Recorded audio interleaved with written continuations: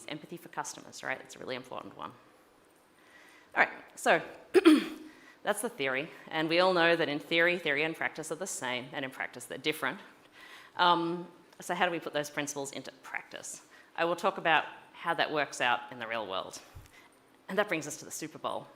Funnily enough, it's only, September, and you're probably not thinking that far ahead unless you work on the Super Bowl, and you will hear about that later today. We've been delivering Super Bowls for a number of years now. And this, what you see in this graph, is the Fastly view of the game. This is what I am looking at on Super Bowl Sunday. And I think this is the best possible view of the game. That may also be because I'm not American and it's completely lost on me, but this is great. What I love about this is you can see what people are doing in real time, right? All those little dips, those are the ad breaks. Sorry, if you're an advertiser. And that lump in the middle is the halftime show, because that's where all the people who don't like football also stop using the rest of the internet and come watch the Super Bowl.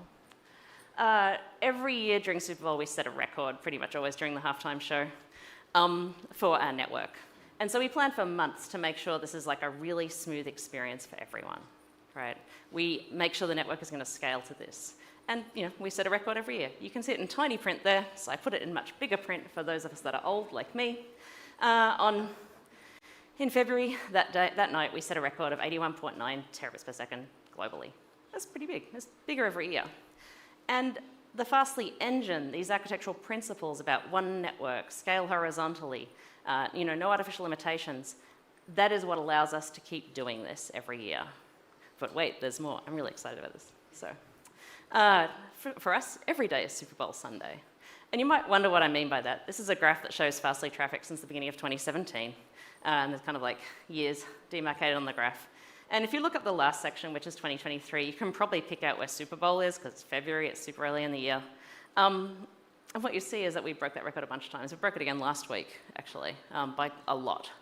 It just continues. The graph is not quite monotonically increasing, but the trend line is.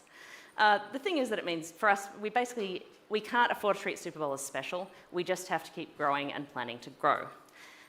The ability to scale like this is something that's useful not just once a year, right? It's useful for holidays, for Cyber Monday, for buying tickets to your favorite artist, for downloading a patch for that video game that we're all super passionate about, right?